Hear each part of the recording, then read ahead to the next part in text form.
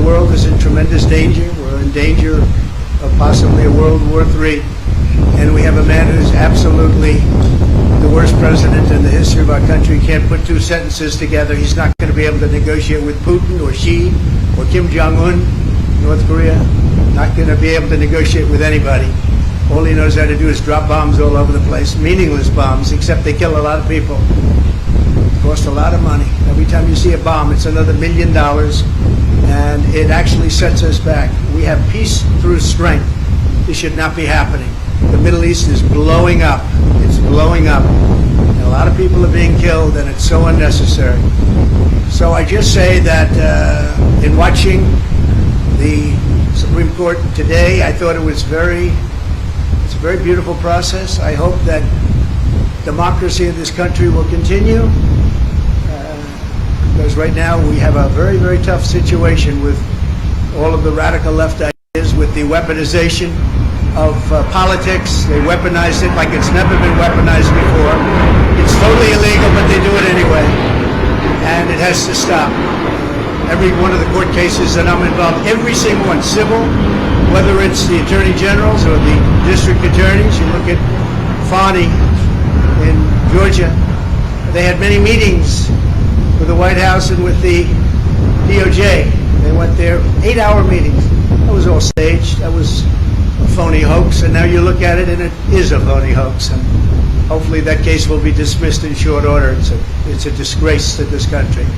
But they work together with the Justice Department and the White House. And you're not supposed to do that.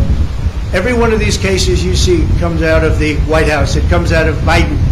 It's election interference, and it's really very sad. I thought the presentation today was a very good one. I think it was well received. I hope it was well received.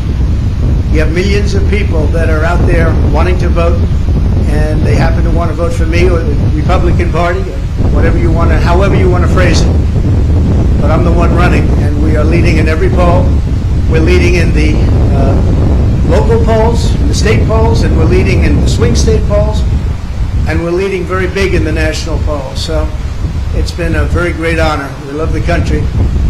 I think the reason we have such big leads, frankly, is that they loved 4 years of us compared to the 3 years plus the 3 years that they've gone with Biden, where you have open borders, you have crime. Nobody's ever seen crime like this, what's happening.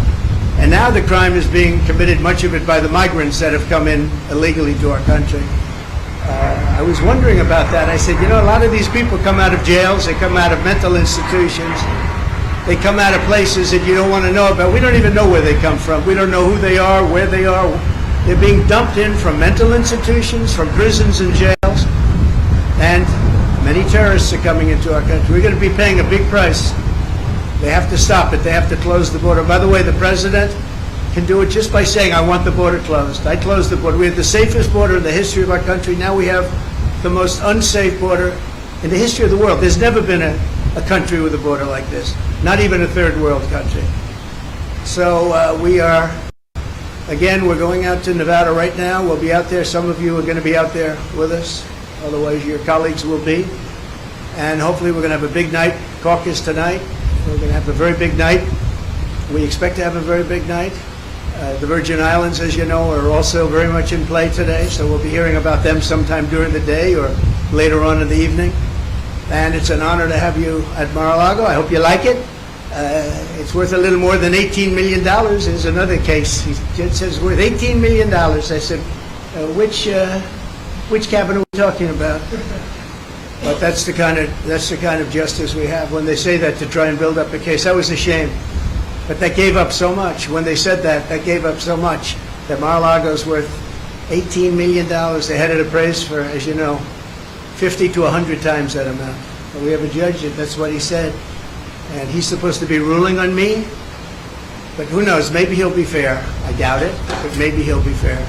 So I want to thank everybody. And by the way, we proved that case 100%, 5 times over. That case is 100% proven, 5 times over. We've never seen anything like it. He just wouldn't dismiss it, no matter what. Shouldn't it be there? It should have been in the commercial division. Anyway, it's an honor to have you. I look forward to having you again, and I'll probably see you out in Nevada. Thank you very much. The U.S. Supreme Court is said to be broadly skeptical in early reporting about the effort to try and kick you off the ballot. Having said that, though, speak to the argument, legal and otherwise, that your detractors have made leading up to today. And it's an argument that was given voice by Mitch McConnell, the Senate Republican leader, not long All right, I got the gist. No question. Yeah, I got the gist. President Trump is practically and morally responsible for provoking the events of the day. He doesn't say that anymore. So let me just tell you that I heard and I watched, and the one thing I'll say is they kept saying about what I said right after the insurrection. Because I think it was an insurrection caused by Nancy Pelosi. This was an insurrection, if it was an insurrection, which there were no guns, there were no anything except for the fact that they shot Ashley Babbitt. Somebody from the police force shot Ashley Babbitt. So unnecessary, so sad, so horrible. But there were no guns, there were no anything. But if you take a look at my words, right after, you take a look at my speech from the Rose Garden, which was very shortly after, or you take a look at I'm only on Truth now, but at that time, we were tweeting, and I was on Twitter. If you take a look at those 5 or 6 tweets, you will see very beautiful, very heartwarming statements. Go home, the police are doing their job, etc., etc. Beautiful statements. If you see my statement made in the Rose Garden, I think you have to watch that, because today they said the words of Trump. Now, if you take a look at the words of Democrats over the last period of time, look at Schumer's statement about the Supreme Court on the steps of the Supreme Court. He sounded like a mob boss. Take a look at any of them. Take a look at any. We put together a tape of vicious, violent statements made by Democrats. Nobody brings that up. Take a look at Maxine Waters and the vicious statements that she made. I didn't do that. I said peacefully and patriotically. The speech was called Peacefully and Patriotically. It's peacefully and patriotically. He said I said bad statement. It was the exact opposite. So I think you should take a look at the statements that I made before and after, and you'll see a whole different dialogue. Mr. President, you just mentioned Chinese President Xi. You said that you were going to impose 60% tariffs should you get back in office. Can you explain your rationale there? We want to bring business back to the U.S. They're stealing our business. They're taking our business at levels that nobody's ever seen before. By doing that, we bring business back, manufacturing back to the United States, which I was doing. I took in hundreds of billions of dollars from China. No president had ever taken in 10 cents, not 10 cents. I took in hundreds of billions of dollars, and jobs were coming back. I was saving steel companies. Now they're blowing it. When I see U.S. steel being bought by Japan, what a sad thing that is to me. What a sad thing that is. So we want to bring jobs back. Very simple. Thank you. Do you still have confidence in Speaker Johnson after the failed Mayorkas impeachment effort? I do have confidence in him. Yeah. I very much do. I think he's a very good man, and I have great confidence in him. Why is Nikki Haley still in the race when you're dominating in the polls? Oh, I love that question. Thank you very much. You just said it. I don't know why she continues, but let her continue. We have a big one coming up, as you know, in South Carolina, and the polls are indicating that we're through the roof on that one. We're leading by, I guess, 35%, 35 points. So I don't know. I think she hurts herself, but I think she hurts the party, and in a way hurts the country.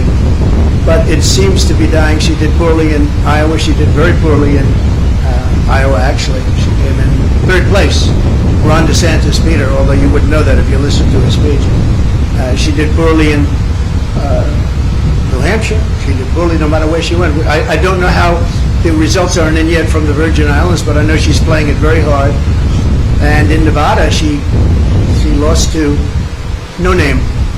She had a no name, and she lost by, I guess, 40 points. So I don't know why she continues, but she's I don't really care if she continues. I think it's bad for the party. I think it's actually bad for her too.